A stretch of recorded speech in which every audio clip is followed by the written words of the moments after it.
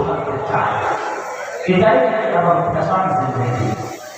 আবার অনেক যুবক ভাইরা হঠাৎ করে দাঁড়িয়ে রাখা শুরু করেছে, কিন্তু নামাজ পড়ে না। তাদেরকে ডেকে জিজ্ঞেস করা হলো, কি ব্যাপার, হঠাৎ করে তোমাদের মুখে দাঁড়িয়ে গেল? তখন সে মাথা নিচু করে বলছে, এটা নবীর দাড়ি নয়, এটা হলো বিরাট কোহলির দাড়ি। একজন ক্রিকেটার আছে না ভাই, বিরাট কোহলি বলে, দেখবেন দাড়িগুলো এখান থেকে ছোট ছোট হয়ে গেছে আর এখানে সে ছুটিগুলো বাঁধা। কিন্তু ও যে বিরাট কোহলির মতো দাঁড়িয়ে গেছে, ও কিন্তু এতদিন হলুদের বক্তব্য শুনে দাঁড়িয়ে রাখেনি, এতদিন ইমামের বক্তব্য শুনে দাঁড়িয়ে রাখেনি। আজ সে বিরাট কোহলির ফ্যান হয়েছে। তুমি তো নাম শুনেছো সে বিরাট কোহলি, সে তো বিরাট বক্তব্যের, তুমি তো জানো না তার কতগুলো গার্লফ্রেন্ড তোমার তার খবর নেই। তাদের কিন্তু বানিয়েছ মডেল, তুমি জাতিকে কি বোঝাতে চাও? বিশ্বনবী মুহাম্মদ রাসূলুল্লাহ সাল্লাল্লাহু আলাইহি ওয়াসাল্লাম বলেছেন, মান তাশাব্বাহা বিকওমিন ফাহুয়া মিনহুম। যার সঙ্গে মিলে যাবে, যে যাদেরকে ফলো করবে, যে যাদেরকে মহব্বত করবে, যার সব কিছু যার মধ্যে পাওয়া যাবে, কিয়ামতের কঠিন মুসিবতের সময় তার সঙ্গে তারা হাসর নাসর হবে। আজ তুমি বিরাট কোহলির ফ্যান হয়েছ, আজ তুমি গায়ক গায়িকাদের ফলো করছো, আজ তুমি ওই নায়ক নায়িকাদের ফলো হও। বিশ্বনবী বলেছেন, হাসরের ময়দানে যখন শুরু হয়ে যাবে, তখন ওই গায়ক গায়িকা আর নায়ক নায়িকা আর বিরাট কোহলি, ওই ক্রিকেটার আর ফুটবলার, ওই সমস্ত কাফের বেঈমানদের কাতারে তোমাকে দাঁড় করিয়ে দেওয়া হবে। আর যদি নবীজিকে যদি ফলো করো, নবীজির ফলো করা হয়, নবীজির খারাপিনা, নবীজির বেশভূষা, নবীজির পোশাক আশাক, ওই জিন্দেগিতে যদি তুমি নবীজিকে ফলো করো রে মুসলমান, এমন একটা দিন আসবে, ওই দিন কেউ কাউকে চিনবে না, বাপ বেটাকে চিনবে না। আল্লাহ তাআলা বলেছেন, ইয়াউমা ইয়াফিরুল মার'উ মিন আখিহি ওয়া উম্মিহি ওয়া আবিহি ওয়া সাহিবাতিহি ওয়া বানিহি। এমন একটা দিন আসবে, ভাই ভাইকে চিনবে না, বাপ বেটাকে চিনবে না, মা সন্তানকে চিনবে না, বন্ধু দুস্থ আদাব সব তোমাকে ভুলে যাবে, ওই ক্রিকেটার ফ্যান তোমাকে ভুলে যাবে, বিরাট কোহলি তোমাকে ভুলে যাবে, গায়ক গায়িকা তোমাকে ভুলে যাবে, নায়ক নায়িকা তোমাকে ভুলে যাবে।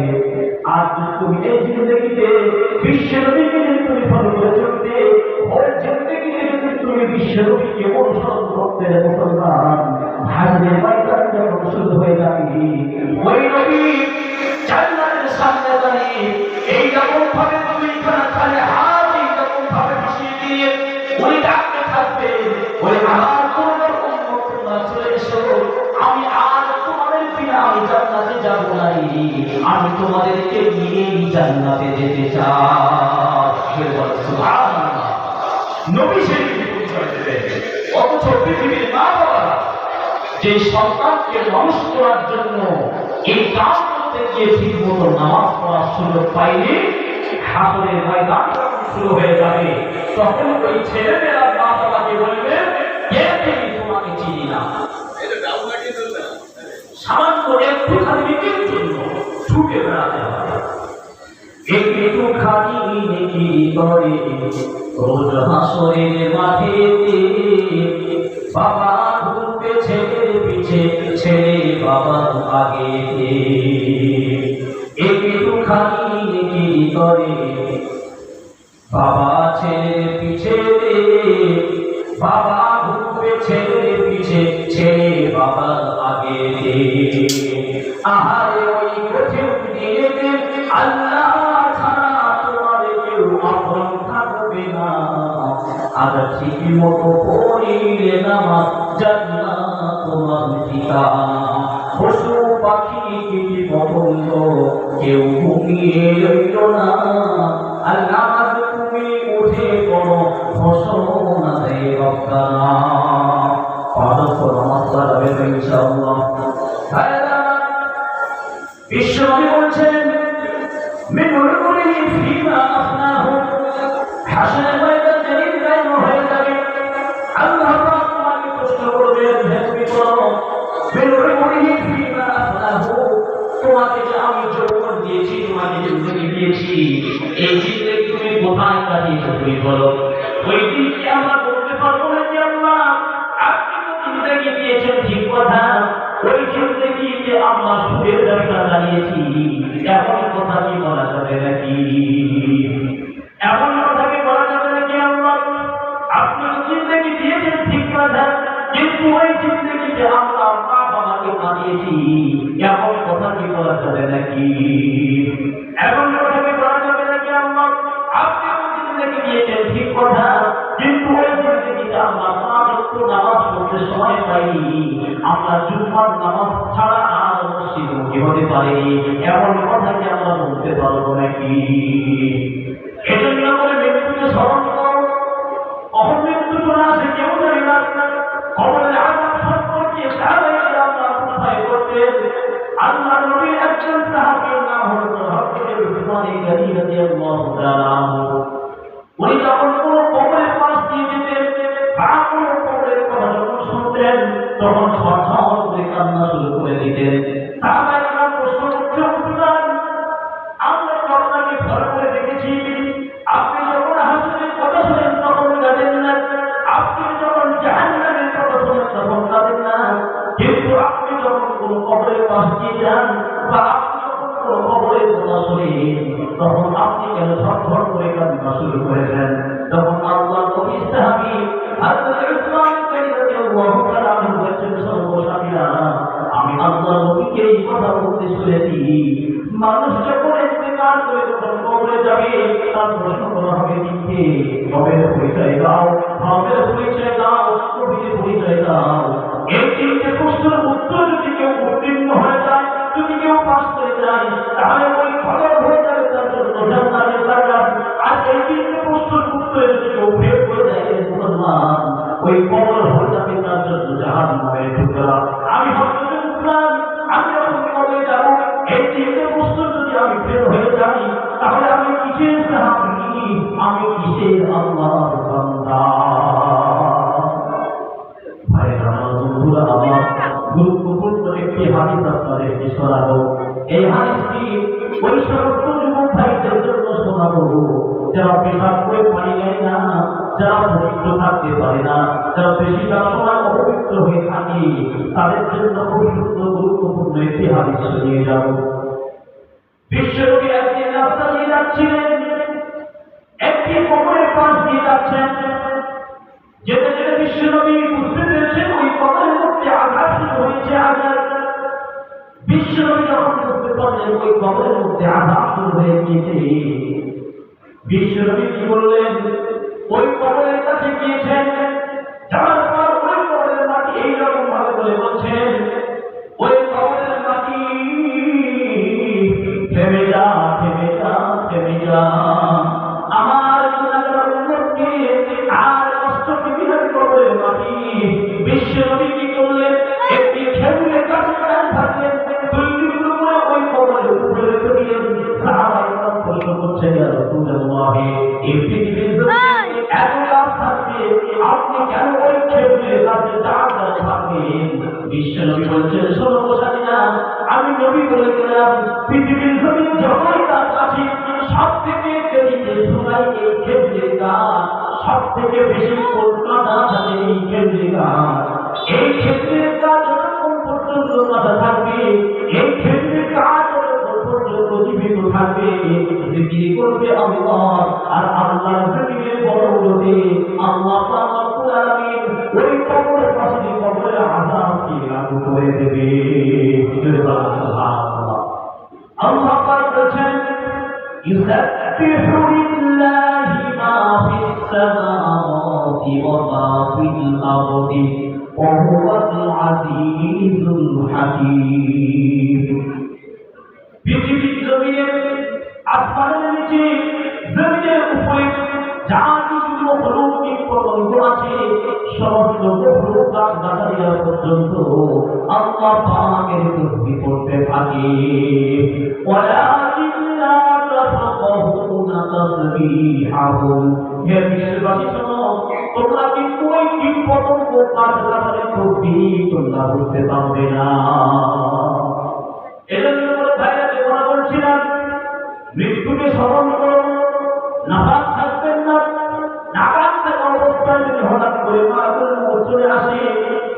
ফেরেশতারা ভিতরে আসে, তাহলে কি অবস্থা হবে একবার চিন্তা করে দেখেছেন নাকি? এজন্য করে মৃত্যুকে ভয় করবেন, মৃত্যুকে কেউ বাঁচতে পারবেন নাকি? এমন কোনো কিছু সাহস আছে নাকি আমি মৃত্যু থেকে বাঁচবো, এমন কোনো ভরসা আছে নাকি? আল্লাহ পাক বলেছেন কুল্লু নাফসিন যায়িকাতুল মাউতি ওয়া নাবলুকুম বিশ-শাররি ওয়াল খায়রি ফিতনা ওয়া ইলাইনা তুরজাউন। প্রত্যেক নফসকে, প্রত্যেক মানুষকে মৃত্যুর স্বাদ পেতে হবে। কেউ মৃত্যু থেকে ছাড়া পাবে না, মৃত্যু তাকে, মৃত্যুর স্বাদ তাকে গ্রহণ করতে হবে। যত বড় কারণা হোক না কেন, যত বড় কারণা হোক না কেন, যত বড় লাভবান হোক না কেন, মৃত্যুর স্বাদ সকলকেই চাকতেই হবে। পৃথিবীর সব থেকে দামি মানুষ জনাবে মুহাম্মদ রাসূলুল্লাহ সাল্লাল্লাহু আলাইহি ওয়াসাল্লাম, উনি পর্যন্ত মৃত্যু থেকে ছাড় পাননি, উনি পর্যন্ত ইন্তেকাল করে দিয়েছেন। বিশ্বনবী যেদিন ইন্তেকাল হয়েছিল ওই দিনটা ছিল সোমবার। ফজরের নামাজ পড়াচ্ছেন আবু বকর সিদ্দিক রাদিয়াল্লাহু আনহু। বিশ্বনবী কয়েকদিন আগে থেকে বেশ অসুস্থ হয়ে পড়েছিলেন। ফজরের নামাজ পড়াচ্ছেন আবু বকর সিদ্দিক। তারপর বিশ্বনবী মা আয়েশা রাদিয়াল্লাহু আনহার হুজরার ভিতরে সাহাবা যখন নামাজ পড়ছে, বিশ্বনবী মা আয়েশার হুজরার ভিতর থেকে পর্দা মারিয়ে এরকমভাবে ঢুকিয়ে দিয়ে সাহাবায়ে কেরামদের নামাজ পড়ানোর দৃশ্য বিশ্বনবী দেখছেন। সাহাবায়ে কেরাম যখন বুঝতে পারলেন যে বিশ্বনবী হয়তো নামাজ পড়ানোর জন্য আসবেন, সাথে সাথে বিশ্বনবী ওখান থেকে পর্দাটা ছেড়ে দিয়ে ইশারা করে বলে দিলেন, আকিমুস সালাতা, তোমরা তোমাদের নামাজকে পরিপূর্ণ করে নাও। তারপর বিশ্বনবী পর্দা ছেড়ে দিলেন। ফজরের নামাজ শেষ হয়ে গিয়েছে।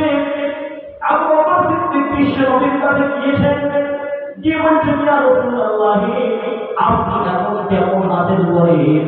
বিশ্বনবী বলছেন, আলহামদুলিল্লাহ, আমি এখন স্বাভাবিক আছি, কোনো সমস্যা নেই। আবু বকর সিদ্দিক বলছে, ইয়া রাসূলুল্লাহ, এই মসজিদ থেকে, এই মসজিদ নববী থেকে এক লাইন আমার দ্বিতীয় স্ত্রীর বাড়ি, আমি সেখানে যেতে চাই, আপনি পারমিশন দেন? বিশ্বনবী বলছেন, আপনি অবশ্যই করে চলে যান, কোনো সমস্যা নেই। তারপর যখন বেলা একটু বেড়েছে, হয়তো রাজনীতি সকলেই প্রশ্ন করেছে, বিশ্বনবী কেমন আছেন এখন? হয়তো রাজি বলছেন, বিশ্বনবী এখন আলহামদুলিল্লাহ স্বাভাবিক আছে, কোনো সমস্যা নেই। তারপর সমস্ত সাহাবায়ে কেরাম তার নিজ নিজ কাজে ব্যস্ত হয়ে গিয়েছেন। মা আয়েশা বলছেন, বেলাটা একটু বেড়ে গিয়েছে। বিশ্বনবী আমার হুজরার মধ্যে, আমার রানের উপরে আর আমার সিনার উপরে বিশ্বনবী ঠিক লাগিয়েছিলেন। আমি বিশ্বনবীর চেহারা থেকে তাকিয়ে দেখলাম, বিশ্বনবীর ঠোঁট করে রয়েছে। মা আয়েশা বলছে, আমি বিশ্বনবীর ওই ঠোঁটে কান লাগিয়েছিলাম, দেওয়ার পর শুনলাম বিশ্বনবী বলছেন, আল্লাহুম্মা আইনি আলা সাকরাতিল মাউত, হে আল্লাহ, মৃত্যুর সময় আপনি সাহায্য চাচ্ছি আপনার কাছে। মা আয়েশা বলছেন, বিশ্বনবীর চেহারার দিকে তাকিয়ে দেখলাম, বিশ্বনবী খুব কষ্ট পাচ্ছিলেন। মা আয়েশা বলছেন, বিশ্বনবীকে আমি দেখলাম আমার পাশে ওই মাটির পেয়ালায় ঠান্ডা পানি লাগা ছিল। বিশ্বনবী ওই ঠান্ডা পানি থেকে হাত দিয়ে ঠান্ডা পানি নিজের মুখে চেহারায় ছিটা মারছেন।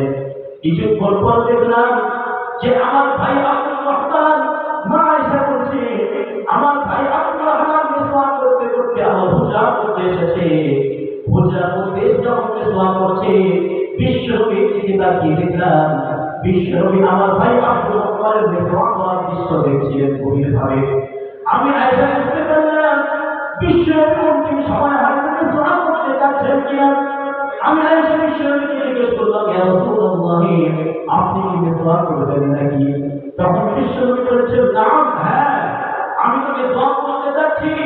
মা আয়েশা বলছেন, আমি তখন আমার ভাই আব্দুর রহমানের কাছ থেকে মিসওয়াকটা নিয়ে উপরের অংশ ভেঙে দিয়ে আমি আয়েশা নিজেই ওই মিসওয়াকটা দাঁত দিয়ে চিবিয়ে নরম করে দিয়ে বিশ্বনবীর কাছে মিসওয়াকটা দিলাম। বিশ্বনবীর কাছে দেওয়ার পর দেখলাম বিশ্বনবী শেষ করে যখন সবাই মিসওয়াক করেছেন, মিসওয়াক করা শেষ হয়ে গিয়েছে। বিশ্বনবীর চেহারা মুখের দিকে তাকিয়ে দেখলাম, বিশ্বনবীর ঠোঁট বড়